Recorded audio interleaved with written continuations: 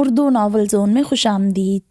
ہم پڑھ رہے ہیں گل دشت سیزن 2 از قلم شیخ زادی، اور آج ہم پڑھیں گے ایپیسوڈ نمبر 9۔ آپ کی وائف کی انجری تو اب ٹھیک ہو چکی ہے، زخم ریکوری کی جانب جا رہا ہے، آپ نے کبھی انہیں چلانے کی کوشش نہیں کی؟ ڈاکٹر نے زاویار سے سوال کیا۔ نہیں، چلانے کی کوشش کیسے کی جاتی؟ پریشے تو اٹھ کر بیٹھ بھی نہیں سکتی ہے۔ زاویار پورے دھیان سے ان کی بات سن کر بولا۔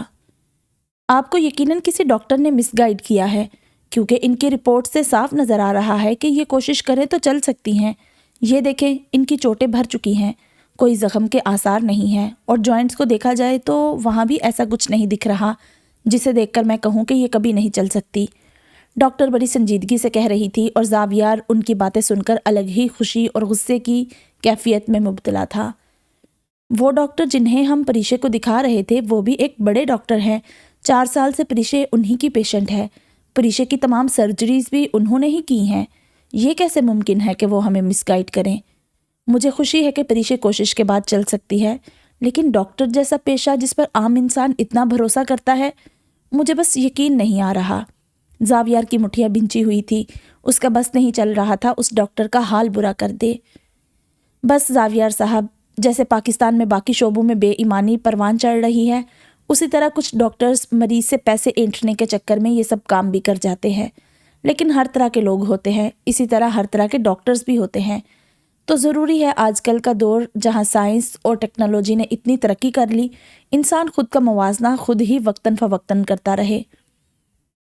خیر، میں آپ کو کچھ میڈیسن لکھ کر دے رہی ہوں جس سے انہیں طاقت ملے گی، اور آپ میری نرس سے ایکسرسائز شیڈیول لے لیں، وہ آپ کو گائیڈ کر دے گی، آپ اسے فالو کریں، انشاءاللہ یہ جلد چلنے لگ جائیں گی۔ ڈاکٹر پر امید تھی۔ اور ان کی یادداشت؟ زاویار نے سوال کیا۔ ان کی یادداشت، ان کی میموری ویک ہو گئی ہے، اس لیے انہیں کچھ یاد نہیں آ رہا۔ اس کے لیے بھی میں ایک میڈیسن لکھ رہی ہوں۔ یادداشت کے لیے آپ انہیں کسی اچھے سائیکائٹرسٹ کے پاس لے جائیں، ہو سکتا ہے وہاں سے انہیں کچھ فرق پڑے۔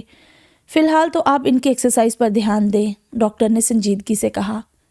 تو اس کا مطلب پریشے پھر سے پہلے کی طرح ہو سکتی ہے؟ زاویار کی آنکھوں میں خوشی کی وجہ سے چمک آئی۔ جی، لیکن یہ سب اچانک اور فوراً نہیں ہوگا، آہستہ آہستہ ہوگا۔ ایک دم اگر زیادہ زور دیا تو مسائل بھی ہو سکتے ہیں۔ روز ایکسرسائز کرنی ہے، لیکن زیادہ نہیں، تھوڑی تھوڑی۔ ان کو مکمل ٹھیک ہونے میں سال بھی لگ سکتا ہے اور کئی سال بھی لگ سکتے ہیں۔ جلدی مت کیجیے گا، اور کوئی مسئلہ ہو تو مجھے دکھا دیجیے گا۔ ڈاکٹر یہ کہہ کر ایک صفحے پر تمام میڈیسن لکھنے لگی۔ زاویار نے مسکراتے ہوئے پریشے کو دیکھا، جو کہ خاموش سی بنا کوئی تاثر چہرے پر لائے بیٹھی ہوئی تھی۔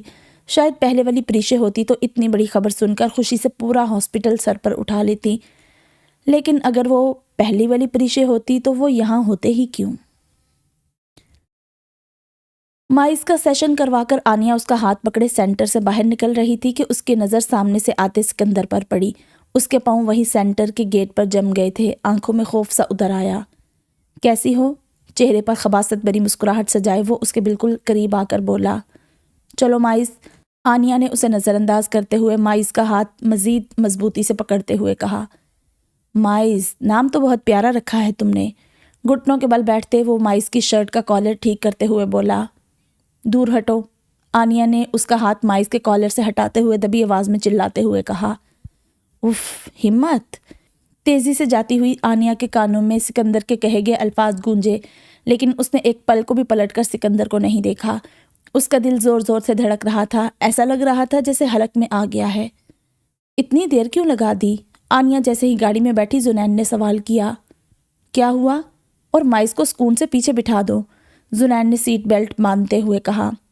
کچھ نہیں، چلو یہاں سے۔ یہ کہتے ہوئے آنیہ نے اپنے ماتھے پر آئے پسینے کو صاف کیا۔ کیا ہوا مائز مما کو؟ آنیہ نے جب جواب نہیں دیا تو زنین نے مائز سے سوال کیا۔ وہ ایک انکل، مائز ابھی کہہ ہی رہا تھا کہ آنیہ نے اسے چپ کروا دیا۔ چپ کر کے بیٹھو مائز، میرا سر درد کر رہا ہے۔ آنیہ نے سیٹ سے ٹیک لگا کر آنکھیں بند کر لی تھی۔ کون انکل؟ زنین نے چلتی گاڑی کو بریک لگائی۔ پتہ نہیں، مائز نے کندھے اچکا کر جواب دیا۔ سکندر آیا تھا؟ زنین نے 2 سیکنڈ سے بھی کم کا وقت لیا۔ آنیہ نے جواب میں کچھ نہیں کہا، بس آنکھیں بند کیے ہلکا سا سر کو ہاں میں ہلایا۔ کہاں ہے وہ؟ یہاں کیا کرنے آیا تھا؟ जुनैन ने गाड़ी रिवर्स करते हुए कहा। उसके अंदाज में फ़िक्र और गुस्सा दोनों मुश्तरका मौजूद थे। क्या करोगे उसके पास जाकर? वो वहाँ हमारा इंतज़ार कर रहा होगा क्या? आनिया ने उसे रोका। तो करने दूँ उसे उसकी मनमानी? जुनैन ने स्टीयरिंग पर ज़ोर से हाथ मारते हुए कहा। और हम कुछ और कर सकते हैं क्या? आनिया ने माइस के सर पर हाथ फेरते हुए कहा। मुझे जाने दो, उसे पकड़कर पुलिस के हवाले करूँगा कि देखो ये रहा वो। जुनैन बेचैन सा हो गया था। हाँ, वो तुम्हारा इंतज़ार कर रहा होगा कि आओ और मुझे पकड़ के ये साबित कर दो कि मैं अमेरिका में नहीं पाकिस्तान में हूँ। हम पहले भी कितनी बार कोशिश कर चुके हैं। वो बहुत चालाक है, वो छुप जाता है। तुम जानते हो उसकी मदद ऊपर से हो रही है, फिर भी तुम जज्बाती हो जाते हो। हमें उससे खुद को बचाना है, माइस को बचाना है। हम वार करने की पोजीशन में इस वक्त नहीं हैं। आनिया बहुत तहम्मुल से उसे समझा रही थी। ठीक कह रही हो, उसे गलती करने दो बस एक और। जुनैन ये कहकर गहरी सोच में डूब गया था। खाला जान, अब आपकी बारी है। आपकी वजह से तो मैं इस सब में फंसा हूँ। अपनी बेटी और नवासे को मरता हुआ आप नहीं देख सकेंगी, लेकिन यकीन करें भेजूंगा ज़रूर मैं एक एक करके सबको ऊपर। अपने मोबाइल पर कौसर शाह की तस्वीर निकाले सिकंदर एक तंग सी गली में दीवार से टेक लगाए खड़ा कह रहा था। परेशान तो नहीं होना तुम? जुनैन ने गाड़ी लाल हवेली के सामने रोकते ही आनिया से सवाल किया। मैं इस सब से परेशान नहीं होती हूँ, तुम जानते हो। आनिया ने आंखों में शिकायत लिए जुनैन से कहा। माइस आप अंदर जाएं, बाबा को मामा से ज़रा बात करनी है। जुनैन ने माइस से कहा तो माइस गाड़ी का दरवाज़ा खोलकर सीधा लाल हवेली के अंदर भाग गया। अच्छा ना, आइंदा ऐसा नहीं करूँगा, जुनैन ने हार मानते हुए कहा। फिर भी इस सिकंदर के चक्कर में इतना पैसा और वक्त ज़ाया हो चुका है। तुम जानते हो वो पागल है, उसे मज़ा आता है हमें तंग करके, और तुम उसके जाल में फंसकर अपनी पूरी ताकत उस पर लगाने को तैयार भी हो जाते हो। आनिया ने शिकायती अंदाज में कहा। तो वो तुम्हें आकर तंग करे और मुझे गुस्सा भी ना आए, मैं कोई रिएक्ट नहीं करूं? तुम चाहती हो मैं नज़रअंदाज करूं और ऐसे फील करूं कि कोई बड़ी बात ही नहीं? तो सॉरी, मुझसे ये सब नहीं हो सकता। देखना, एक दिन मैं उसे पकड़कर इन सब लोगों को दिखाऊंगा जो उसकी हमायत में आ खड़े होते हैं। जुनैन को फिर से गुस्सा आया था, लेकिन उसने फ़ौरन ही अपना गुस्सा दबाया। अच्छा ना, अच्छा नाराज़ तो नहीं हो? दिमाग तो पहले ही ख़राब है, अब क्या नाराज़ होकर मेरा दिल भी बंद करवाओगी? जुनैन ने प्यार से आनिया की थोड़ी के नीचे हाथ रखते हुए कहा। तौबा है, बीच सड़क पर क्या कर रहे हो? आनिया के गाल एकदम शर्म से गुलाबी हो गए। घर में घर वालों के सामने बीवी से मोहब्बत भरी बातें नहीं कर सकता, कमरे में बच्चे के सामने नहीं कर सकता, रोड पर लोगों के सामने नहीं कर सकता। मैडम, कोई ऐसी जगह है दुनिया में जहाँ मैं तुमसे प्यार मोहब्बत की बातें कर सकता हूँ? जुनैन ने अपनी शिकायतों का पिंडार खोला। 4 साल हो गए हैं हमारी शादी को और तुम बातें ऐसे कर रहे हो जैसे 4 दिन हुए हों। दिल नहीं भरता तुम्हारा क्या? आनिया ने मुस्कुराते हुए कहा। मेरा दिल और तुमसे भर जाए, हाँ हाँ, सोच है तुम्हारी मैडम। ये दिल धड़कना भूल सकता है लेकिन तुमसे भर नहीं सकता। जुनैन ने संजीदगी से आनिया की जानिब देखते हुए कहा। क्या बार बार दिल बंद हो जाने की बातें कर रहे हो? सच बताओ, कोई मसला है क्या? आनिया का ध्यान एकदम जुनैन की तबीयत की जानिब गया। नहीं भाई, ऐसे ही दिल लगी कर रहा था। तुम तो बस बाल की खाल निकालने लग जाती हो, जुनैन ने शरारती अंदाज में कहा। दुनिया की सबसे ज़्यादा अनरोमांटिक बीवी मिली है मुझे, जुनैन ने फिर से शिकायत की। तुम हो जो मेरे हिस्से का भी। सोचो, अगर हम दोनों ही एक जैसे होंगे तो निज़ाम कैसे चलेगा? आनिया ने गाड़ी से उतरने की कोशिश की। हाय, ऐसा हो जाए तो मज़ा आ जाए। हो जाने दो निज़ाम दरहम बरहम, जुनैन ने सीट से टेक लगाते हुए कहा तो आनिया उसकी जानिब देखकर गाड़ी से बाहर निकल गई। आनिया के जाते ही जुनैन के चेहरे पर आई तमाम शोखी पल भर में ही गायब हो गई और उसने अपनी जेब से फ़ोन निकाला। वो माइस के सेंटर पहुंच गया। तुम क्या कर रहे थे? जुनैन हलक के बल चिल्लाया। क्या मतलब? वो नज़रों से ओझल हो गया था? 1-2 लोग और रखो, लेकिन मुझे उसकी पल पल की खबर चाहिए। जुनैन ने किसी को फ़ोन पर हदायत दी और वापस से टेक लगा ली। मुझे रब ने शायद ज़िंदा ही इसलिए रखा हुआ है सिकंदर कि मैं तुम्हें तुम्हारे अंजाम तक पहुंचा सकूं। ये कहते हुए उसके कानों में डॉक्टर के कहे गए 2 साल कबल के अल्फाज गूंजने लगे। आपका ब्लॉकेज बढ़ता जा रहा है, अगर ऑपरेशन नहीं करवाया तो चंद साल ही जी पाएंगे। डॉक्टर फिक्रमंद था, जबकि जुनैन के चेहरे पर तंजिया सी हंसी उभर आई। कब से मौत की आंख मचोली खेल रहा हूँ, न आती है ना ही छोड़कर जाती है, जुनैन ने बहुत आहिस्ता से कहा। उसकी आंखों में दर्द था, जबकि न जाने क्यों लब मुस्कुरा रहे थे। माजी। खामोश हो तुम बेटा, ठीक तो हो? अवैस शाह ने हरीम के बुझे हुए चेहरे को देखते हुए सवाल किया। جی میں ٹھیک ہوں۔ حریم نے ایک نظر ان کی جانب دیکھا اور واپس سے نیچے منہ کر کے کھانا کھانے لگی۔ تم نے کچھ کہا ہے کیا اسے؟ ثنا شاہ نے اورحان کی جانب دیکھ کر سوال کیا۔ میں کیوں کہوں گا کچھ؟ اورحان نے ایک نظر حریم کو دیکھا اور واپس سے کھانا کھانے میں مصروف ہو گیا۔ میری طبیعت ٹھیک نہیں ہے، شاید اس لیے کھانا کھانے کو دل نہیں چاہ رہا۔ آپ لوگ پریشان مت ہوں، میں سو جاؤں گی تو بہتر ہو جاؤں گی۔ حریم یہ کہہ کر ڈائننگ ٹیبل سے اٹھی۔ سب کے ساتھ وہاں اسد اور ارسلان بھی ڈائننگ ٹیبل پر موجود تھے، لیکن وہ دونوں مکمل سب کو نظر انداز کیے کھانا کھانے میں مشغول تھے، جیسے انہیں اس سب میں کوئی خاص دلچسپی نہ ہو۔ طبیعت خراب ہے تو ڈاکٹر کے پاس لے جاؤ اسے اورحان، فرحان شاہ نے فکر مند ہوتے ہوئے کہا۔ طبیعت کی خرابی کا علاج ممکن ہے، دماغ کی خرابی کا نہیں، اورحان نے حریم کی جانب دیکھتے ہوئے بڑبڑاتے ہوئے کہا، اس انداز سے کہ صرف حریم کو ہی سنائی دیا۔ کیا کہہ رہے ہو؟ ضرور تم نے ہی تنگ کیا ہوا ہے اسے۔ دیکھ رہے ہیں نا بابا آپ اسے، یہ کس انداز میں بات کر رہا ہے حریم سے؟ ثنا شاہ نے سرد انداز میں کہا۔ امی وہ انہوں نے مجھے صبح کہا تھا دوا کھانے کو، میں نے نہیں کھائی، وہی کہہ رہے تھے، انہوں نے مجھے کچھ نہیں کہا۔ حریم نے ایک نظر اورحان کو دیکھا اور پھر ثنا شاہ سے کہتی ہوئی سیڑھیوں کی جانب بڑھ گئی۔ اس کا ذہن اس قدر الجھا ہوا تھا اور دل اس قدر اداس تھا کہ شاید تھوڑی دیر وہاں اور رکتی تو سب کے سامنے ہی رو جاتی۔ اب تم کہاں جا رہے ہو کھانا چھوڑ کر؟ حریم کے جاتے ہی اورحان بھی فوراً ہی کھانا چھوڑ کر اس کے پیچھے جانے لگا تو ثنا شاہ پیچھے سے بولی، بیوی کی خدمت کرنے اور کہاں؟ اورحان نے بنا مڑے کہا اور ایک سیڑھی چھوڑ کر تقریباً بھاگتے ہوئے سیڑھیاں چڑھتا اوپر چلا گیا۔ آرام سے، ثنا شاہ پیچھے سے چلائی، لیکن وہ تو پل بھر میں ہی نظروں سے اوجھل ہو گیا تھا۔ تمہیں میری محبت پر شک ہے؟ دروازے کو کھولتی حریم کو پیچھے سے آ کر اپنی باہوں میں بھرتے ہوئے اورحان سرگوشی کرتے ہوئے اس کے کان کے پاس اپنے لب لا کر بولا، مجھے آپ کی محبت پر شک؟ میں یہی تو نہیں کرنا چاہتی۔ حریم نے اس کے مضبوط ہاتھوں کو خود سے ہٹایا اور دروازہ کھول کر کمرے کے اندر داخل ہو گئی۔ ادھر دیکھو میری طرف، اورحان نے اسے کندھے سے پکڑ کر اپنے روبرو کرتے ہوئے کہا۔ حریم بنا کچھ کہے اس کی جانب دیکھتی رہی۔ کیا تمہیں میں بے وفا لگتا ہوں؟ کیا تمہیں لگتا ہے اس دل میں تمہارے سوا کوئی اور آ سکتا ہے؟ اورحان نے حریم کا ہاتھ اپنے دل پر رکھتے ہوئے کہا۔ مجھے تو ایسا ہی لگتا تھا۔ حریم کی آنکھ سے ایک آنسو ٹوٹ کر گرا۔ میں آپ کو اولاد نہیں دے سکی نا، اسی لیے یہ سب ہوا ہے۔ حریم کے کہے گئے جملے نے اورحان کے پیروں تلے زمین نکال دی۔ کیا کہہ رہی ہو پاگل لڑکی؟ اورحان نے اسے اپنے سینے سے لگاتے ہوئے کہا۔ ہاں یہی بات ہے، ایسا ہی ہوتا ہے۔ حریم اب باقاعدہ رو رہی تھی۔ کیا جب مجھے تم سے محبت ہوئی تھی تو کیا اولاد کے لیے ہوئی تھی؟ نہیں نا، تو پھر اولاد کے نام پر یہ محبت ختم کیسے ہو سکتی ہے یار؟ بالکل پاگل ہو تم۔ اورحان شرمندہ سا ہو کر اس کے گرد اپنے بازوؤں کو مزید سخت کرتے ہوئے بولا، تو پھر آپ نے وہ سب کیوں کیا؟ آپ کیوں گئے اس کے اتنے قریب؟ حریم نے اپنے ہاتھ کا مکہ بناتے ہوئے اورحان کے دل پر آہستہ سے مارتے ہوئے کہا، یار میں نہیں گیا، وہ آئی تھی، مجھے نہیں پتا وہ تصویریں کس نے کھینچی، یہ کچھ پل کی بات تھی، اور صبح بھی میں اس سے یہی پوچھنے گیا تھا، سوال کرنے گیا تھا، لیکن تمہیں وہاں دیکھ کر میں نے اسے کچھ نہیں کہا۔ اورحان نے صفائی پیش کی۔ تو یہ بات آپ مجھے صبح بھی بتا سکتے تھے، حریم نے آنسو پونچھتے ہوئے کہا۔ سر ابھی بھی اورحان کے سینے پر تھا، اسے اس کے پاس سکون مل رہا تھا اور وہ اپنی صفائی دے رہا تھا۔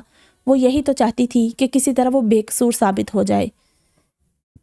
میں پہلے ہی سے اس دن کی بات کو لے کر اکتاہٹ کا شکار تھا۔ صرف واحد ایک تم ہو جس کی موجودگی مجھے پسند ہے، ورنہ میں لڑکیوں کے بارے میں کیا رائے رکھتا ہوں تم اس سے واقف ہو۔ اس پر اس بے حیا لڑکی کا میرے اتنے پاس آ جانا، مجھے خود سے کراہت سی محسوس ہو رہی تھی۔ اسی وجہ سے میرا دماغ 3-4 دن سے الجھا ہوا تھا۔ پھر تم وہی سب تصاویر کی شکل میں میرے سامنے لے آئی تو مجھے مزید غصہ آ گیا، اور کوئی بات نہیں ہے۔ تم میری محبت ہو، میری زندگی ہو، میرا دل ہو، تمہارے سوا نہ کوئی اس دل میں آ سکتا ہے نہ ہی آئے گا۔ تم میرے لیے تاحیات کے لیے کافی ہو۔ اورحان نے اسے اپنے سینے سے ہٹاتے ہوئے اپنے چہرے کے قریب کرتے ہوئے کہا۔ وہ اس انداز سے، اس جنون سے اس کی جانب دیکھ رہا تھا جیسے اپنی تمام تر محبت کو ایک جگہ سمیٹ کر بات کر رہا ہو۔ مجھ سے وعدہ کریں آپ کبھی کسی لڑکی کے قریب نہیں جائیں گے، اور آج کے بعد آپ شفق سے بالکل بھی نہیں ملیں گے۔ وہ مرتی ہے، مر جائے، آپ نہیں جائیں گے اس کے پاس۔ حریم نے واپس سے اس کے سینے پر سر رکھتے ہوئے کہا۔ وعدہ؟ بس؟ اورحان نے اس کے ماتھے پر اپنے وعدے کی مہر لگاتے ہوئے کہا۔ میں آپ سے بے حد محبت کرتی ہوں اورحان، میری محبت کو رسوا کبھی مت کیجیے گا۔ حریم اب رو نہیں رہی تھی، لیکن وہ بے انتہا سنجیدگی سے کہہ رہی تھی۔ میں بھی تم سے بے حد محبت کرتا ہوں میری جان، میری محبت پر کبھی شک مت کرنا۔ کیسی باتیں کرتی ہو تم؟ اورحان ہلکا سا مسکرایا تھا۔ حریم کی محبت اس کے دل کو خوش کرتی تھی، اور ابھی تو اس کی محبت میں غرور تھا، مان تھا۔ وہ اس پر اپنا حق جتا رہی تھی۔ وہ نہ چاہتے ہوئے بھی پورے دل سے مسکرانے پر مجبور تھا۔ اور آئندہ ایسا کبھی مت کہنا کہ تم مجھے اولاد نہ دے سکی۔ اولاد کا ہونا نہ ہونا اللہ کے ہاتھ میں ہے، وہ جب چاہے گا ہمیں نواز دے گا۔ 3 سال ہوں یا 30 سال، کوئی بھی چیز یا کوئی بھی بات یا کوئی بھی شخص تمہاری محبت میرے دل سے 1 انچ بھی نہیں نکال سکتا، اور کسی اور کے آ جانے کا تو سوال ہی نہیں ہے۔ تمہیں اپنے دل سے نکالنے کی کوشش میں نے جتنی کی ہے، اتنی تو اس شفق نے بھی نہیں کی ہوگی، اور جب جب میں نے تمہیں اپنے دل سے نکالنا چاہا، تمہاری محبت اور زیادہ جوش مارنے لگی۔ تو بے فکر رہو، سمجھی؟ تم میرے دل پر، میرے ذہن پر حکومت کرتی ہو۔ اب خبردار جو تم نے کبھی ایسا سوچا تو۔ بالآخر حریم ہلکا سا مسکرائی تھی۔ اب وہ پرسکون تھی۔ اس کے دل میں اٹھا طوفان اب جا کر تھما تھا۔ تم دوا وقت پر لے رہے ہو نا؟ ڈاکٹر نے زنین کی جانب فکر مندی سے دیکھتے ہوئے کہا۔ جی، بالکل بھی ناغہ نہیں کر رہا ہوں میں، جیسا آپ کہتے ہیں ویسا ہی کر رہا ہوں۔ امریکہ سے بھی ڈاکٹر جو کہتے ہیں وہ بھی میں سب فالو کرتا ہوں، ڈائٹ کا بھی مکمل خیال رکھا ہوا ہے، لیکن یہ سر درد دن بدن بڑھتا ہی جا رہا ہے۔ کبھی کبھی لگتا ہے دماغ پھٹ جائے گا میرا، زنین نے تھکے تھکے انداز میں کہا۔ آپ کو کہا تو ہے آپریشن ہی اس سب کا واحد علاج ہے، اب آپ سمجھتے ہی نہیں ہیں۔ ڈاکٹر ذوالفقار جو کہ زنین کے ساتھ پچھلے 5 سال سے تھے، چہرے پر بے انتہا افسوس لائے کہہ رہے تھے۔ سرجری کے بعد اگر کبھی اٹھا نہیں تو؟ زنین نے بنا کوئی تاثر چہرے پر لائے کہا۔ یہ تو بعد کی بات ہے نا، ڈاکٹر نے زور دیا۔ بات؟ آپ تو ایسے کہہ رہے ہیں جیسے کوئی فرق ہی نہ پڑتا ہو، جو ہوگا دیکھا جائے گا۔ فی الحال آپ اس سر درد کو کم کریں بس، زنین نے طنزیہ سا مسکراتے ہوئے کہا۔ اچھا آؤ، ایک انجیکشن لگوا دیتا ہوں، تھوڑا آرام آ جائے گا، لیکن مکمل حل صرف اور صرف سرجری ہے۔ ڈاکٹر یہ کہتے ہوئے اٹھا اور اپنے کبڈ سے ایک انجیکشن نکال کر زنین کو لگا دیا۔ یہ کرتے ہوئے اس ڈاکٹر کی پیشانی پر پسینہ سا ابھرا تھا، جسے اس نے انجیکشن لگاتے ہی فوراً صاف کیا۔ چلیں، جزاک اللہ، میں پھر آؤں گا۔ زنین اپنے ہاتھ کو سہلاتا کمرے سے باہر چلا گیا، اور بیٹھ کر اس نے کرنا بھی کیا تھا۔ وہ آیا تھا۔ ڈاکٹر نے زنین کے جاتے ہی کسی کو فون ملایا۔ میرا کام کیا؟ مقابل نے سوال کیا۔ ہاں، لگا دیا انجیکشن اسے، ڈاکٹر نے انجیکشن کی جانب افسوس سے دیکھتے ہوئے کہا۔ تو وہ آج تڑپے گا نا، اسے درد ہونا چاہیے۔ سکندر عجیب سا ہنسا تھا۔ میری بیوی کو چھوڑ دو، تمہیں خدا کا واسطہ ہے، ڈاکٹر نے اس کی بات کو نظر انداز کرتے ہوئے منت کی۔ میں نے قسم سے اسے بالکل بھی نہیں پکڑا ہوا۔ نہیں بھائی، کسی کی بیوی کو ہاتھ لگانا بری بات ہے ڈاکٹر صاحب، سکندر نے یہ کہتے ہوئے زوردار کہا، ہوا کی نظر کیا۔ اسے سرجری کے لیے قائل کر لیں، میں آپ کی بیگم کو بھیج دوں گا، مجھے کون سا اسے یہاں رکھ کر اس کا نان نفقہ اٹھانے کا شوق ہے۔ کام کرو اور لے جاؤ بھائی، سکندر نے سگریٹ جلاتے ہوئے کہا اور فون بند کر دیا۔ جو بھی ہے، چیز تم کمال کے تھے راؤ، بس تم گواہ ہو، ورنہ تمہیں کبھی نہ مارتا، سکندر نے آسمان کی جانب دیکھ کر راؤ سے کہا۔ اسے لگا تھا راؤ اب تک مر چکا ہوگا، اور ویسے بھی وہ آج مرے یا کل اسے کوئی فرق پڑتا بھی نہیں تھا۔ یا اللہ، میں مجبور ہوں، آپ جانتے ہیں نا میں نے کبھی اپنے کسی مریض کو دھوکہ نہیں دیا، لیکن یہ میری مجبوری ہے۔ کچھ ایسا ہو جائے، زنین خود ہی یہاں آنا چھوڑ دے، وہ نہیں آئے گا تو اس کا سر درد خود ہی ٹھیک ہو جائے گا۔ اے میرے رب، مجھے اس گناہ سے بچا لے، جس کو اتنی محنت سے زندگی کی جانب لایا ہوں، اسے کیسے اپنے ہاتھ سے ہی مار دوں۔ ڈاکٹر ذوالفقار اپنی کرسی پر دل برداشتہ سے ہوئے بیٹھ گئے تھے۔ ان کی آنکھوں میں بے چینی تھی، بے بسی تھی۔ وہ کئی دیر تک یوں ہی بیٹھے اس دروازے کو دیکھتے رہے جہاں سے ابھی زنین باہر گیا تھا۔ تم امریکہ چلو بس اب میرے ساتھ، نورین شیخ سکندر کی یہ حالت دیکھ کر خوفزدہ ہوتے ہوئے بولی۔ یوں ہی چلا جاؤں امریکہ بنا بدلہ لیے؟ سکندر کی آنکھوں میں جلال سا اتر آیا۔ تو کیا سب کو مار دو گے؟ تم نے بھی تو غلط ہی کیا تھا نا؟ نورین شیخ کے ہاتھ کانپنے لگے تھے۔ ہاں، سب کو، سب کے سب، جس نے بھی مجھے وہاں بھیجا تھا ساری زندگی سڑنے کے لیے، وہ سب مریں گے۔ آپ فکر نہ کریں، اس طرح ماروں گا کہ سب کو لگے گا کہ ایک ایکسیڈنٹ ہے، کسی کو مجھ پر شک نہیں ہوگا۔ بس ایک بار ان سب کو مار دوں، پھر میں امریکہ آ کر اس جیسمین کو دیکھوں گا۔ سکندر ایسے بات کر رہا تھا جیسے کوئی عام سے کام کی بات کر رہا ہو۔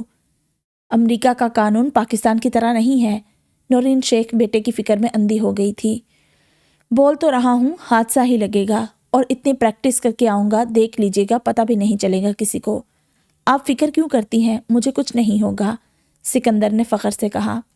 کیوں؟ تمہیں کچھ کیوں نہیں ہوگا؟ ایک ماں کا دل خوف زدہ تھا۔ کیونکہ میں ثبوت نہیں چھوڑتا، سکندر نے فوراً ہی جواب دیا۔ اچھا، کوثر کو تو بخش دو، وہ میری بہن ہے، نورین شیخ نے منت کی۔ انہوں نے مجھے بخشا تھا؟ کیا انہوں نے مجھے باہر نکالنے میں آپ کا ساتھ دیا؟ آپ بھی تو ان کی بہن تھی، اور وہی تھی جنہوں نے میری شادی اس آفت سے کروائی تھی۔ سکندر کو غصہ آ گیا تھا۔ وہ آفت نہیں، تم آفت بن گئے ہو، نورین شیخ دبی آواز میں چلائی۔ آفت تو میں اب بنوں گا، صرف اور صرف جب میں اس آنیا کو ماروں گا نا، تب اسے سامنے سے ماروں گا۔ اس کی آنکھوں میں ڈر دیکھ کر مجھے اچھا لگے گا۔ سکندر کے چہرے پر خوشی سی آ گئی تھی، جبکہ اپنے بیٹے کا پاگل پن دیکھ کر نورین شیخ سکتے کے عالم میں چلی گئی تھی۔ اور وہ دونوں ڈاکٹر، ان کا کیا؟ اگر ان دونوں نے اپنا منہ کھول دیا تو؟ اگر وہ دونوں پکڑ میں آ گئے تو؟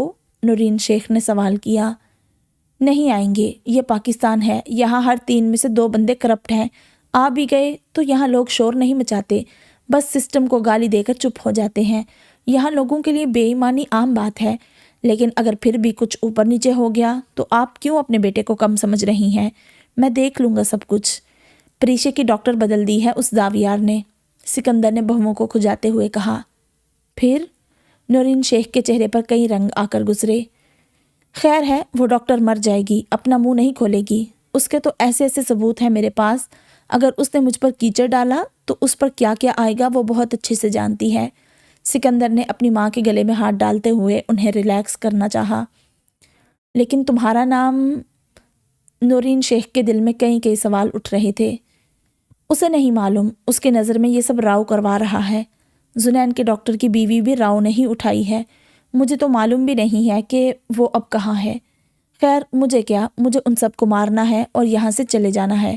آپ بس پرسکون رہیں، کیونکہ میں آپ کو پریشان نہیں دیکھ سکتا امی۔ سکندر نے پانی کا گلاس بھر کر نورین شیخ کے آگے کیا۔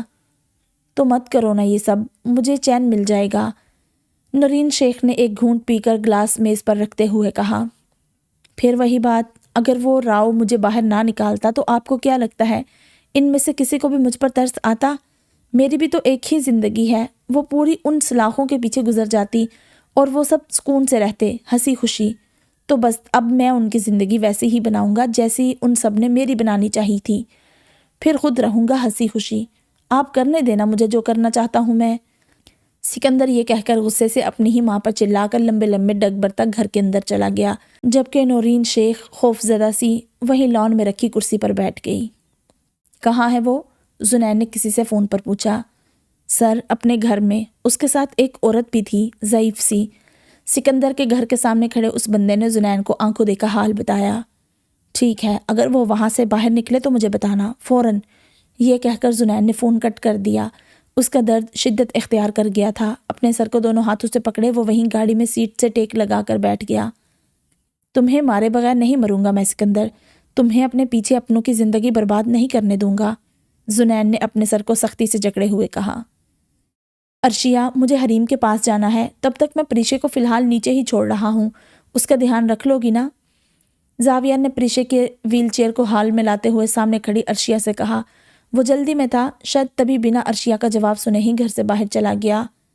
آپ بے فکر ہو جائیں بھائی جان، عرشیہ نے مسکراتے ہوئے پیچھے سے فوراً ہی کہا، لیکن زاویہ جو کہ گھر سے طوفان کی طرح باہر نکل رہا تھا، اس نے شاید ہی سنا ہو۔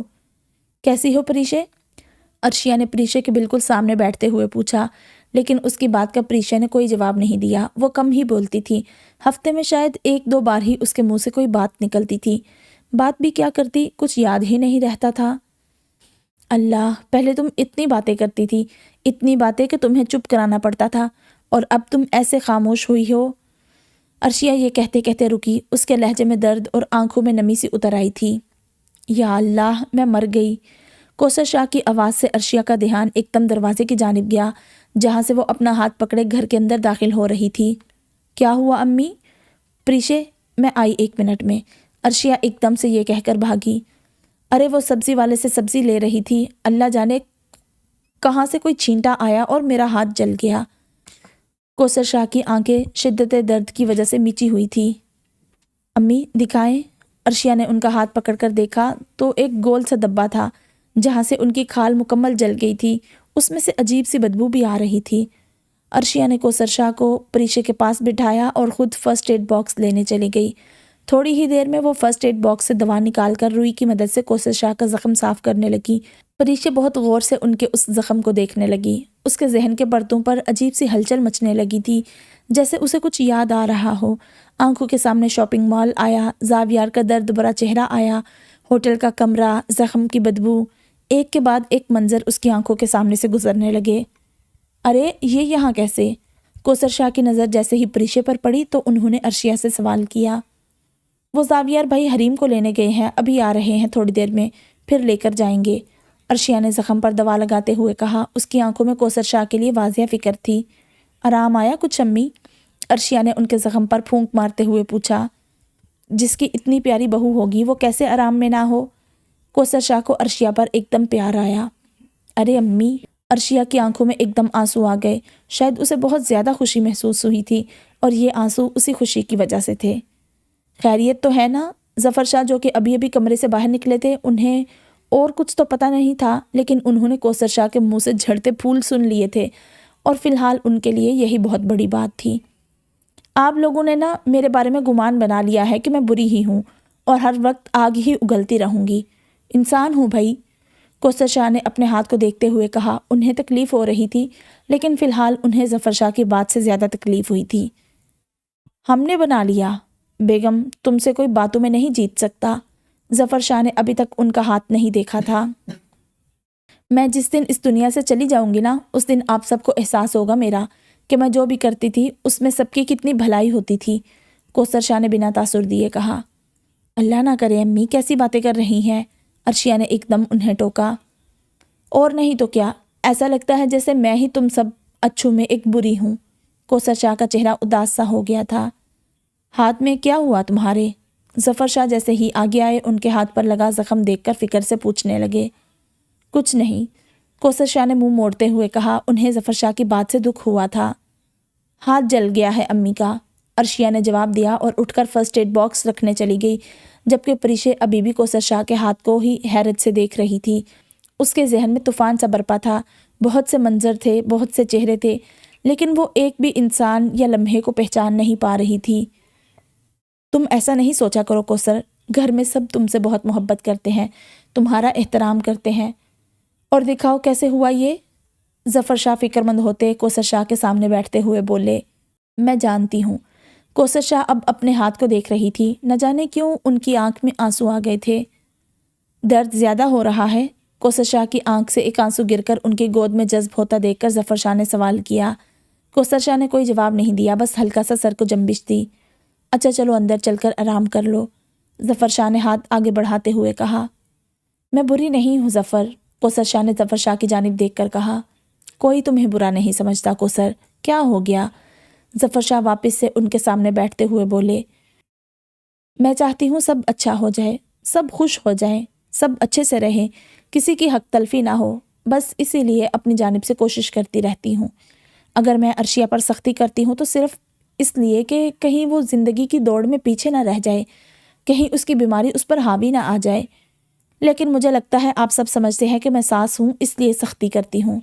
कौसर शाह अपनी सफाई देने लगी। ये सब बातें बाद में करेंगे, अभी तुम कमरे में तो चलो, ज़फ़र शाह ने शर्मिंदा होते हुए कहा, क्योंकि वो जानते थे कि कौसर शाह को उनकी कही हुई बात बुरी लगी है। शायद कुदरत के निज़ाम को किसी इंसान को सही करने की कोशिश करनी ही नहीं चाहिए। हर चीज़ अपने हिसाब से चल रही है। मौत, ज़िंदगी, खुशी, गमी, इंसान का बेजा दखल कुदरत के निज़ाम में छेड़ का बाइस बनता है और फिर नताइज अच्छे सामने नहीं आते। देखे ना आनिया के साथ जो कुछ हुआ, नसीब में जो था वो तो होकर रहा। मेरी बेजा दखल ने उस सब को होने से रोका और फिर सबको कितना कुछ सहना पड़ा। कौसर शाह अलग ही खोए खोए अंदाज में कह रही थी। अम्मी आप आराम करे जाकर, क्या सोच रही हैं? जो होना था हो गया, अब तो सब सही है, ये सब भी होना ही था। अर्शिया जो कि वापस आ रही थी, कौसर शाह की बातें सुनकर एकदम उनके पास आकर बोली।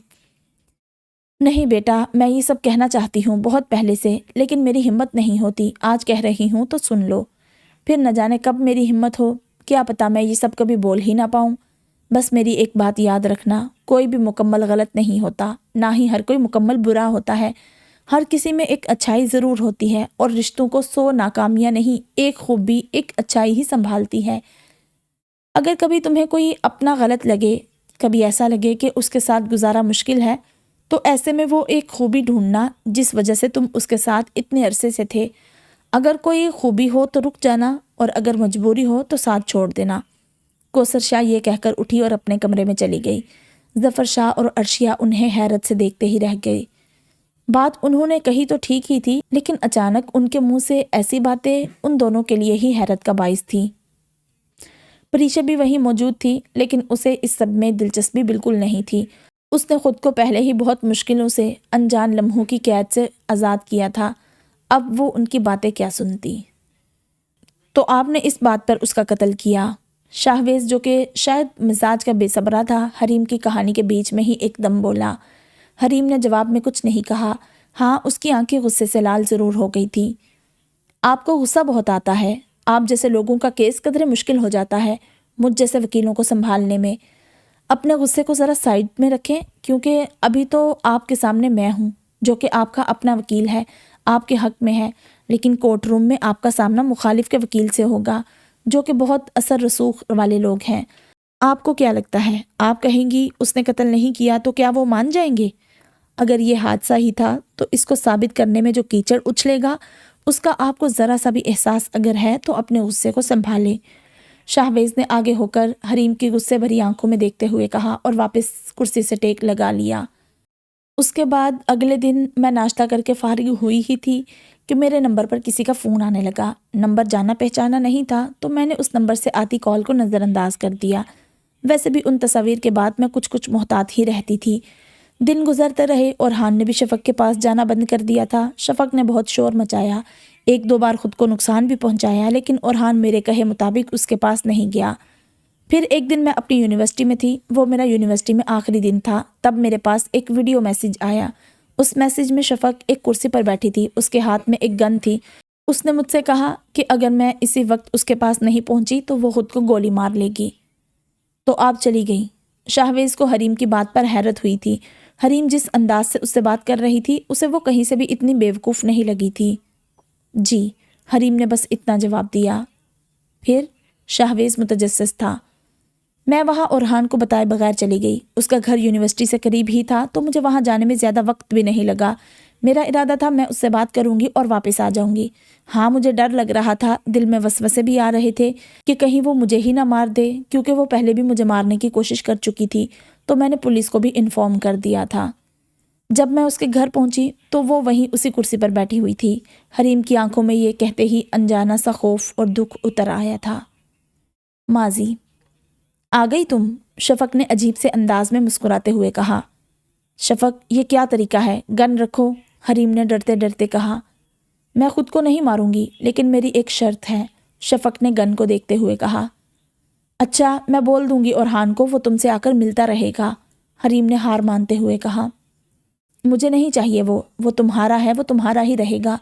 تم دونوں کی دی ہوئی بھیک پر میں اب نہیں جینا چاہتی، شفق چلائی۔ تو پھر تم کیا چاہتی ہو؟ حریم خوفزدہ ہوتے ہوئے بولی۔ اسے وہاں آنے پر افسوس ہوا تھا۔ یہ گن لو اور خود کو مار لو، بس میں اسی شرط پر خود کو گولی نہیں ماروں گی۔ شفق نے گن حریم کی جانب بڑھائی۔ تم پاگل ہو کیا؟ حریم مزید خوفزدہ ہوئی تھی۔ ٹھیک ہے، تو پھر مجھے جانے دو، وہ میرا نہ صحیح پر وہ تمہارا نہیں ہو سکتا۔ مجھے میری محبت نہیں ملی، کیا اس کی محبت مجھ سے زیادہ ہے؟ نہیں، وہ تم سے اتنی محبت کر ہی نہیں سکتا جتنی میں اس سے کرتی ہوں۔ ہاں ہاں، ہم دونوں نے ہی ٹوٹ کر محبت کی، بس ایک دوسرے سے نہیں کی۔ کیسا نصیب ہے نا؟ سوچو، اگر ہم دونوں ہی ایک دوسرے سے محبت کرتے، تم بیچ میں نہ آتی، تو کیا دیدنی محبت ہوتی ہماری، کیا جنون ہوتا اس محبت میں۔ شفق مسکراتے ہوئے کہہ رہی تھی، لیکن اس کے باوجود بھی اس کے چہرے سے عجیب سی وحشت آ رہی تھی۔ تم اپنے پاگل پن کو محبت کا نام دے رہی ہو، حریم نے اس کی بات کو بیچ میں کاٹا۔ محبت پاگل پن ہی ہے، میری جان کی جان، ہاں ہاں ہاں، میری جان کی جان، ہاں ہاں۔ شفق اپنی کہی بات کو بار بار دہرا کر پاگلوں کی طرح ہنسنے لگی۔ اچھا یہ لو، میں پاگل ہوں نا، ایک کام کرو، مجھے ہی مار دو۔ لو، چلو میں نہیں مار رہی خود کو، تم مار دو نا۔ شفق نے 2 قدم بڑھاتے ہوئے کہا۔ دور رکھو اس چیز کو مجھ سے، حریم نے 4 قدم پیچھے ہوتے ہوئے کہا۔ پھر میرے پاس اور کوئی چارہ نہیں۔ شفق نے گن اپنی کن پٹی پر رکھ دی تھی۔ میں اس کے بغیر نہیں رہ سکتی حریم، وہ تمہارا ہے، تمہارے ساتھ رہتا ہے۔ کیا تمہیں اندازہ ہے مجھے کیسا لگتا ہے جب میں اسے تمہارے ساتھ تصور کرتی ہوں؟ تو تمہیں اس دن کچھ تصاویر ملی جن میں وہ کچھ پل کے لیے میرے پاس آیا تھا، تمہیں کیسا لگا تھا؟ لگا تھا نا جیسے دل میں تیر چبھ گیا ہو، ایک چبھن ہوئی ہوگی، جیسے کچھ بہت اندر گڑ گیا ہو۔ میں وہ چبھن ہر روز محسوس کرتی ہوں، ہر ایک پل۔ میں نہیں جی سکتی ایسے، یا تو تم مر جاؤ یا مجھے مر جانے دو، مجھے بس انہی 2 صورتوں میں سکون ملے گا۔ تم سمجھتی کیوں نہیں ہو؟ شفق نے حریم کے پاس تیزی سے آ کر اسے اس کے بالوں سے پکڑ کر چلاتے ہوئے کہا۔ شفق چھوڑو مجھے، حریم نے اپنے بال اس کی گرفت سے چھڑاتے ہوئے کہا۔ یہ دیکھو، یہ گن بھری ہوئی ہے، میں چاہوں تو ابھی تمہیں گولی مار دوں، لیکن تم اس کی محبت ہو، میں کیسے تمہیں ختم کر دوں یار، پلیز خود کو مار لو۔ شفق نے یہ کہتے ہوئے گن حریم کی جانب کی۔ تم پاگل ہو، حریم اب کی بار چلائی۔ تو پھر مجھے مر جانے دو۔ شفق نے گن لوڈ کر کے اپنی کن پٹی پر رکھی اور چلا دی۔ شفق، حریم نے اس کا ہاتھ اوپر کی جانب کیا، جس کی وجہ سے گولی چھت میں جا لگی۔ ہوش میں آؤ، میں اورحان سے کہوں گی وہ تم سے شادی کر لے، حریم نے اسے سنبھالنے کی غرض سے کہا۔ احسان نہیں کرو مجھ پر، وہ میرا نہیں ہے، مجھے معلوم ہے۔ شفق نے پھر سے گن اٹھانی چاہی، لیکن اب کی بار حریم نے اس سے گن چھین لی تھی۔ چھینا جھپٹی میں ایک اور فائر ہوا جو کہ وہاں رکھے گلدان میں جا لگا، لیکن حریم کچھ ہی دیر میں اس سے گن حاصل کرنے میں کامیاب ہو گئی تھی۔ تبھی گھر کے باہر سے پولیس کے سائرن کی آواز آئی۔ حریم کے ہاتھ میں گن تھی، اسے لگا ہی تھا کہ سب سنبھل گیا ہے کہ اچانک نہ جانے کیسے گولی چلی اور سیدھی شفق کے سینے سے آر پار ہو گئی۔ حریم کبھی اپنے ہاتھوں میں موجود گن کو دیکھتی تو کبھی زمین پر گری شفق کو۔ آنکھوں کے سامنے اندھیرا سا آنے لگا۔ آخری منظر جو اس نے دیکھا وہ اورحان کا تھا۔ اورحان اس کے ہاتھ سے گن لے رہا تھا، سامنے شفق لیٹی ہوئی تھی، اس کے پاس خون ہی خون تھا۔ حریم نے ایک نظر اس کی جانب دیکھا اور پھر اورحان کی جانب۔ وہ بار بار پلکیں جھپک رہی تھی، لیکن منظر مسلسل دھندلا ہو رہا تھا اور پھر وہ وہیں بے ہوش ہو گئی۔ جب مجھے ہوش آیا تو اورحان وہاں نہیں تھا، اس نے میرا الزام خود پر لے لیا تھا۔ اگر وہ غلطی بھی تھی تو میری تھی، اس کی نہیں، لیکن وہ بے خطا بے قصور اس قید خانے میں ہے اور میں یہاں آپ کے سامنے۔ حریم نے اپنی آنکھوں کے بھیگے گوشوں کو صاف کرتے ہوئے کہا۔ تو آپ نے گولی کیوں چلائی؟ شاہویز کے دماغ میں کئی سوال تھے۔ مجھے پتہ ہی نہیں چلا کہ گولی کب چلی، میں نے بس اس کے سینے سے گولی آر پار ہوتے ہوئے دیکھی، بس اس کے سوا مجھے کسی چیز کا نہیں پتا۔ حریم نے اپنے سر کو دونوں ہاتھوں سے جکڑتے ہوئے کہا۔ اچھا، پہلے تو اورحان سے بات کر کے اسے قائل کرنا ہوگا، کیونکہ اس کا اقبال جرم ہمارے لیے مشکلات کھڑی کر سکتا ہے۔ وہاں اس گھر میں آپ دونوں کے علاوہ کوئی اور تھا کیا؟ جیسے کوئی ملازم یا چوکیدار یا کوئی مقتولہ کا رشتہ دار؟ شاہویز نے سوال کیا۔ مجھے نہیں پتا، جس وقت ہم دونوں بات کر رہے تھے اس ہال میں اس وقت کوئی بھی موجود نہیں تھا۔ اورحان بھی وہاں کیسے اور کب آیا تھا مجھے نہیں پتا، شاید پولیس نے اسے انفارم کیا تھا، حریم نے آنسو پونچھتے ہوئے کہا۔ کہانی اتنی سیدھی نہیں ہے جتنی آپ سمجھتی ہیں۔ کوئی آپ لوگوں کا دشمن یا کچھ اور جو اس کیس میں مدد کرے؟ شاہویز نے سوال کیا، وہ گہری سوچ میں تھا۔ دشمن بہت ہیں، بعض اوقات لگتا ہے دشمن ہی زیادہ ہیں۔ زاویار کی آواز سن کر شاہویز ہلکا سا مسکرایا۔ کھل کر بتائیں گے، کوئی ایسا ہے کیا؟ شاہویز اب زاویار کی جانب دیکھ رہا تھا، جبکہ زاویار وہیں ایک کرسی کو کھسکا کر بیٹھ گیا۔ نہیں، میں چاہتا ہوں آپ اس کیس پر ہی دھیان دو، کیا پتا باقی سب کا اس کیس سے کوئی لینا دینا ہو ہی نہیں۔ زاویار نے صاف منع کیا۔ مجھے آپ ہر ایک کے بارے میں بتائیں جس پر آپ کو رائی کے دانے کے برابر بھی شک ہو، اس کا بھی۔ یہ سب مجھے کیس سمجھنے میں مدد کریں گے، اور اگر کوئی ملوث نہیں ہوگا تو وہ خود ہی اپنی جانب میری توجہ کھو دے گا۔ شاہویز نے اپنے دونوں ہاتھوں کی انگلیوں کو باہم ملاتے ہوئے کہا۔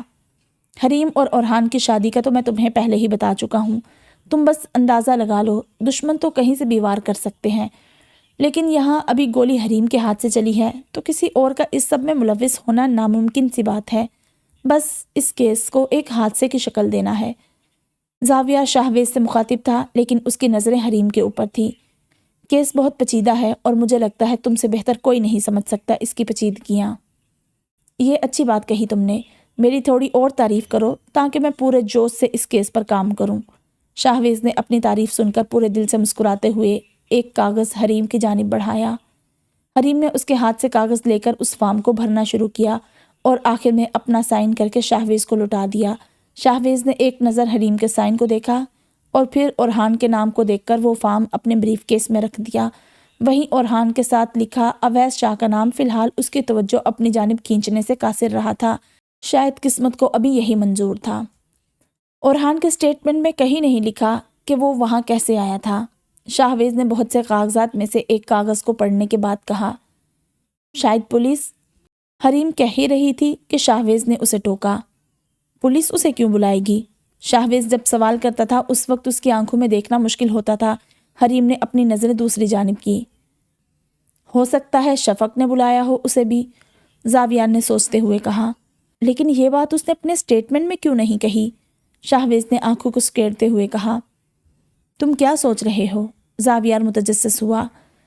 سوچ تو میں بہت کچھ رہا ہوں، کوئی کہانی بنانے سے پہلے میں چاہتا ہوں پہلے سب کی کہانی سن لوں۔ شاہویز نے سارے کاغذات کو جمع کرتے ہوئے کہا جیسے وہ بہت جلدی میں ہو۔ مطلب؟ حریم نے سوال کیا۔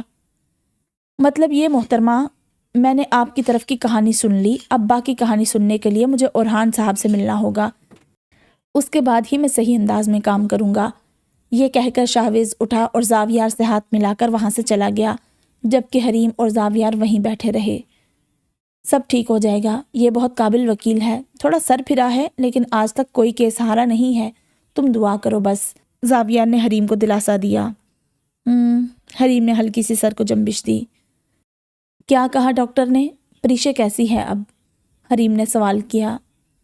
بہت الجھنے ہیں، ڈاکٹر کا کہنا ہے کہ کوشش کی جائے تو پریشے چل سکتی ہے، پچھلے ڈاکٹر نے ہمیں اندھیرے میں رکھا ہوا تھا۔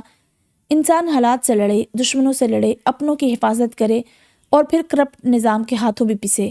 میرے ملک میں اگر قانون کی حفاظت کرنے والے قانون پر چلنے لگ جائے نا تو ساری مشکلات ہی حل ہو جائے۔ زاویار کو ایک دم غصہ سا آ گیا تھا، اس نے اپنی مٹھی کس کر بھینچی۔ اس ڈاکٹر کے خلاف کمپلین کرتے ہیں بھائی، حریم ایک دم بولی، غصہ تو اسے بھی آ گیا تھا۔ ایک بار اس سب سے نمٹ جاؤں پھر اس ڈاکٹر کو بھی دیکھوں گا، فی الحال ابھی میری توجہ کا مرکز اورحان اور پریشے ہیں بس، زاویار نے خود کو ریلیکس کرتے ہوئے کہا۔ آپ پریشے پر دھیان دیں بھائی، میں دیکھ لوں گی یہ سب آرام سے، اگر وہ چل سکتی ہے تو پھر اسے اس وقت آپ کی ضرورت ہے، اور رہی بات اس ڈاکٹر کی تو اگر آپ نے ابھی اسے نہیں روکا تو وہ نہ جانے کتنے معصوم لوگوں کی زندگی کے ساتھ اور کھیلے گی، اسے یوں نہ چھوڑے، حریم نے سمجھداری سے کہا۔ بڑی ہو گئی میری چھوٹی سی بہن، لیکن اتنی بھی بڑی نہیں ہوئی کہ میں اسے یوں اکیلا چھوڑ دوں، زاویار ہلکا سا مسکرایا تھا۔ میں چھوڑنے کا کب کہہ رہی ہوں، مجھے ضرورت ہوگی تو میں آپ کو ہی پکاروں گی، لیکن جتنا میں خود کر سکتی ہوں وہ مجھے دیکھنے دیں، دیکھیے گا آپ کو اپنی بہن پر فخر ہوگا۔ تم بہت بدل گئی ہو حریم، وقت نے میری بہن پر بالکل ترس نہیں کھایا نا، میری بہن جو سڑک کے کونے تک اکیلے جانے میں اتنا ڈرا کرتی تھی، کسی غیر سے بات تو دور قریب تک نہیں جاتی تھی، آج اتنی بڑی بڑی باتیں کر رہی ہے۔ زاویار کی آنکھیں نم ہو گئی تھی۔ ترس تو مجھے لگتا ہے وقت کو ہم سب پر ہی نہیں آتا، یا شاید ہم سب کی برداشت ہی زیادہ ہے، کیونکہ اللہ کسی کو اس کی برداشت سے زیادہ مشکلات اور آزمائشیں نہیں دیتا، بس اندازہ ابھی ہوا ہے۔ خیر ہے بھائی، یہ وقت بھی گزر جائے گا، مجھے امید ہے آگے خوشیاں ہم سب کے لیے منتظر ہوں گی، بس ابھی ہمت نہیں ہارنی ہے۔ حریم پر امید تھی۔ ماشاءاللہ، چلو گھر چلتے ہیں، کہیں تمہیں میری ہی نظر نہ لگ جائے، تمہاری ہمت دیکھ کر لگتا ہے واقعی سب جلدی ٹھیک ہو جائے گا، زاویہ نے مسکراتے ہوئے کہا اور اٹھ گیا، اس کے ساتھ حریم بھی اٹھ گئی، جبکہ ان دونوں کے اٹھتے ہی کوئی اور بھی تھا جو پچھلی سیٹ سے اٹھا اور جیب سے کچھ پیسے نکال کر میز پر رکھتے ہوئے ان دونوں کے پیچھے ہوٹل سے باہر نکل گیا۔ اس شخص نے چہرے پر سرجیکل ماسک پہنا تھا اور سر پر پی کیپ اس انداز سے پہنا تھا کہ چہرہ پہچاننا مشکل تھا۔ جو بھی تھا ان دونوں پر نظر رکھے ہوئے تھا، ان کے جاتے ہی وہ بھی وہاں سے کہاں غائب ہوا کسی کو پتہ نہیں چلا۔ تایا جان، اللہ پاک فرماتا ہے مجھ سے مانگو میں دوں گا، دعا تقدیر بدل دیتی ہے، لیکن ایسا کیوں ہے کہ میں اتنی دعا مانگتی ہوں لیکن میری دعائیں قبول ہی نہیں ہوتی؟ عرشیہ جو کہ جعفر شاہ کے کمرے میں چائے لے کر آئی تھی وہیں ان کے پاس بیٹھتے ہوئے بولی، تمہیں کیسے پتا کہ تمہاری دعائیں قبول ہوئی بھی ہیں کہ نہیں؟ جعفر شاہ نے مسکراتے ہوئے بدلے میں سوال ہی کیا۔ میری دعا ہے مجھے کیوں نہیں پتہ چلے گا؟ مجھے نتائج تو دکھتے ہی نہیں، مجھے لگتا ہے میری دعائیں رد ہو جاتی ہیں۔ عرشیہ روحان سی ہوئی، شاید یہ سوال اس کے دل میں بہت پہلے سے ہلچل مچائے ہوئے تھے۔ بیٹا کیسی باتیں کر رہی ہو؟ دعا جب مانگی جاتی ہے تو اس کے 3 درجے ہوتے ہیں، ایک وہ قبول ہو جاتی ہے، دوم اگر قبول نہیں ہوتی تو وہ ہماری نیکی بن جاتی ہے، یا پھر وہ صدقے کی صورت میں ہماری کسی مصیبت کو ٹال دیتی ہے۔ اب بتاؤ اس میں رد کہاں ہے؟ اللہ پاک کی اعلیٰ ذات کے بارے میں گمان، یہ کیسی کافرانہ باتیں کر رہی ہو میری بچی؟ اللہ پاک نے تمہیں صحت دے دی، تمہارے ڈر کو دور کر دیا، تمہیں اولاد جیسی نعمت سے نوازا، یہ قبولیت نہیں تو کیا ہے؟ جعفر شاہ نے بہت سکون سے سمجھایا۔ میں اپنے لیے مانگی ہوئی دعاؤں کا نہیں کہہ رہی تایا جان، میں تو اپنے ان مسلمان بھائیوں کے لیے مانگی ہوئی دعاؤں کا پوچھ رہی ہوں جو میں عاجزانہ بلا ناغہ مانگتی ہوں کہ اللہ پاک انہیں ظالموں کے ظلم سے بچائے، ان کی حفاظت کرے۔ لیکن جب میں وہ سب ظلم تھمتا ہوا نہیں دیکھتی تو مجھے نا امیدی ہونے لگتی ہے، مجھے لگ رہا ہے میری دعا میں کوئی تاثیر ہی نہیں ہے۔ عرشیہ اب باقاعدہ رو رہی تھی۔ اللہ، میری بچی رونا بند کرو، جعفر شاہ نے اٹھ کر عرشیہ کے سر پر ہاتھ رکھتے ہوئے کہا۔ تایا جان، وہ جو ظلم کرتے ہیں وہ بند کیوں نہیں ہو جاتا؟ میرے لیے یہ سب مشکل ہے پر اللہ کے لیے تو یہ سب بہت آسان ہے، وہ کیوں کوئی معجزہ دکھا کر اسے نہیں روکتا؟ عرشیہ نے اپنے آنسوں سے تر آنکھیں اٹھاتے ہوئے کہا۔ فرعون کو جانتی ہو؟ اس نے بنی اسرائیل پر کتنے ظلم کیے؟ تمہیں کیا لگتا ہے بنی اسرائیل نے دعا نہیں کی ہوگی؟ بالکل کی ہوگی۔ اللہ پاک نے فرمایا کہ اللہ نے ان کی پکار سنی، تو جب سنی تو اپنی ذات کی شان کے مطابق معجزوں کی صورت میں پوری بھی کی۔ لیکن ہر چیز کو ہونے میں وقت لگتا ہے، صبر یہی تو ہے، اس سے مانگو اور پھر امید کی ڈور کو ہاتھ سے جانے بھی نہ دو، چاہے جیسے بھی حالات ہوں اس کی ذات سے نا امید نہ ہو۔ حضرت موسیٰ علیہ السلام کی پیدائش اور پھر ان کو دریا میں بچا کر صحیح سلامت فرعون کے گھر پہنچا دینا معجزہ ہی تو تھا، پھر ان کی پرورش اسی گھر میں کروانا کیا یہ معجزہ نہیں تھا؟ لیکن وہ لوگ جو دعائیں مانگ رہے تھے، معجزے کے منتظر تھے، وہ تو یہی سوچتے ہوں گے کہ ان کی دعا قبول ہی نہیں ہوئی، جیسے تم ابھی سوچ رہی ہو۔ حضرت موسیٰ علیہ السلام کا پیدا ہونا پھر جوان ہونا یوں ہی تو نہیں ہوا ہوگا نا؟ کہتے ہیں جب وہ قتل کے الزام کی وجہ سے مصر سے بھاگ گئے اس وقت ان کی عمر 40 سال تھی، اور جب لوٹے تو ان کی عمر 80 سال تھی، تو سوچو کتنا عرصہ اس فرعون کا ظلم چلتا رہا ہوگا۔ لیکن پھر کیا اللہ نے اس قوم کو نجات نہیں دلائی؟ عرشیہ خاموشی سے ان کی باتیں سن رہی تھی۔ بس اسی طرح ہم سب کی دعائیں بھی اللہ پوری کرے گا، دیکھنا وہ مدد بھیجے گا، اس نے وعدہ کیا ہے، جو اس کے راستے پر ثابت قدم رہے گا وہ اسے نوازے گا۔ ہو سکتا ہے مدد آ چکی ہو، بس ابھی ہمارے سامنے نہ آئی ہو، بس توکل کی ڈور کو ہاتھ سے جانے نہ دو۔ اور ویسے بھی اس وقت کیا ضروری ہے؟ جعفر شاہ نے سوال کیا۔ آواز اٹھانا ظلم کے خلاف، عرشیہ نے جواب دیا۔ ہاں یہ بھی ضروری ہے، لیکن سب سے زیادہ ضروری ہے خود کو تیار کرنا، کیونکہ ایک بار اللہ کی مدد سامنے آ گئی تو پیچھے ہٹنا کفر ہوگا۔ تو اس وقت جو سب سے ضروری ہے وہ ہے خود کو مضبوط کرنا، جسمانی طور پر بھی اور روحانی طور پر بھی، تاکہ مقابلہ کر سکو۔ تو وہ وقت جب آئے گا تو مومن سخت آزمائش میں آئیں گے، یوں ہی اس وقت کوئی بھی اٹھ کر نہیں لڑ پائے گا۔ کیا موسیٰ علیہ السلام کا ساتھ جب بنی اسرائیل نے دیا تھا تو فرعون نے انہیں یوں ہی ساتھ دینے دیا تھا؟ نہیں، اللہ نے یہ سب ہمیں یوں ہی نہیں بتایا ہے۔ میرا بچہ، اپنے ایمان کو چاہے کچھ بھی ہو جائے کمزور نہ پڑنے دینا، کیونکہ دجال جو کہ آخری وقت کا سب سے بڑا فتنہ ہوگا، وہ ہمارا ایمان ہم سے چھین لے گا، وہ خود کو خدا بتائے گا اور دنیا اسے خدا مان لے گی سوائے متقیوں کے۔ تو تقوی حاصل بھی کرو اور اپنی آگے آنے والی نسل میں بھی پروان چڑھاؤ۔ جعفر شاہ نے اپنی بات کے اختتام پر ایک گہرا سانس لیا۔ تو اس کا مطلب ہے مشکل دور آنے والا ہے؟ عرشیہ کی آنکھوں میں خوف سا اتر آیا۔ پتہ نہیں، غیب کا علم صرف اللہ کو معلوم ہے، لیکن تیاری ہمارے ہاتھ میں ہے۔ اگر ہم ان کی مدد کرنا چاہتے ہیں تو ہمیں ہر طرح سے کوشش کرنے کی ضرورت ہے، لیکن ساتھ ہی ساتھ خود کو تیار کرنے کی بھی ضرورت ہے، قرآن پاک پر عمل کرنے کی ضرورت ہے، اپنی آنے والی نسل کو قرآن پاک سے جوڑنے کی ضرورت ہے۔ کہیں ایسا نہ ہو مدد آ جائے لیکن ہمارے سامنے ہماری اپنی اولاد کافروں کے ساتھ کھڑی ہو، یا ہم ہی خود، نعوذ باللہ۔ یہ کہتے ہوئے جعفر شاہ کے پورے جسم میں تھر تھراہٹ سی ہو گئی۔ اللہ نہ کرے تایا جان، اللہ پاک ہم سب کو دین پر استقامت عطا کرے، ظلم کے آگے جھکنے والوں میں سے نہ بنائے، بلکہ اپنے راستے پر شہادت عطا کرے، آمین۔ عرشیہ خوف زدہ تھی، لیکن یہ خوف اس کے ایمان کو اور بڑھا گیا تھا۔ آمین بیٹا آمین، بس آئندہ ایسا مت سوچنا۔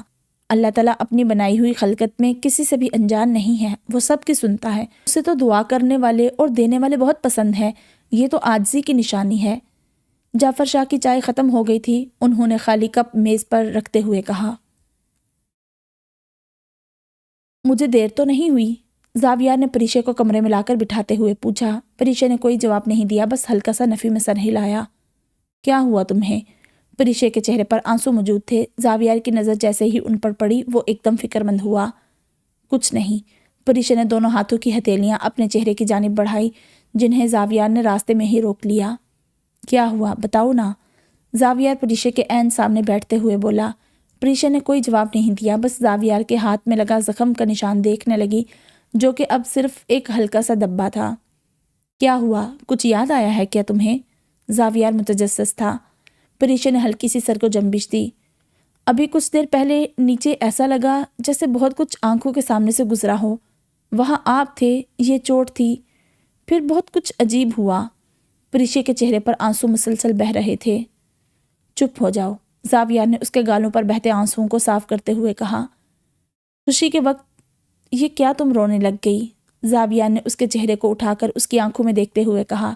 ان آنکھوں میں اتنی شدت کا پیار تھا، اگر پریشے کو سب یاد ہوتا تو خوشی سے جھوم جاتی۔ مجھے کب سب کچھ یاد آئے گا؟ کب میں سب کچھ یاد رکھ پاؤں گی؟ پریشے نے سوال کیا۔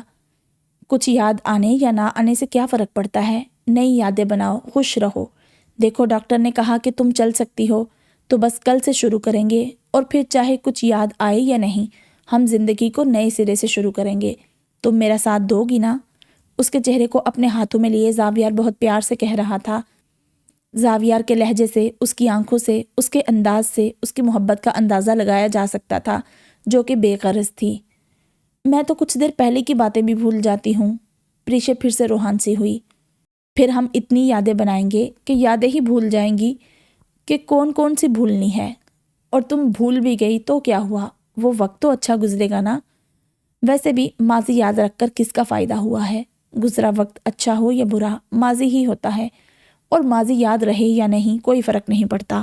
فرق صرف اس بات سے پڑتا ہے کہ حال میں ہم کیسے جی رہے ہیں، اور ابھی حال کی صرف یہ حقیقت ہے کہ زاویار اور پریشے ایک ساتھ ہیں۔ یہ کہہ کر زاویار نے پریشے کا سر اپنے سینے پر رکھ دیا۔ ایک بار پھر سے پریشے کی آنکھوں کے سامنے بہت سے منظر آ کر گزرے۔ وہ تمام منظر اس کے اور زاویار کے تھے۔ جب جب وہ اس کے روبرو آئی، جب جب وہ اس کے سینے لگی، دماغ میں ہلچل سی تھی، یہ ہلچل اسے الجھا رہی تھی۔ وہ ایک دم زاویار سے دور ہٹی۔ کیا ہوا؟ زاویار نے فکر مند ہوتے ہوئے پوچھا۔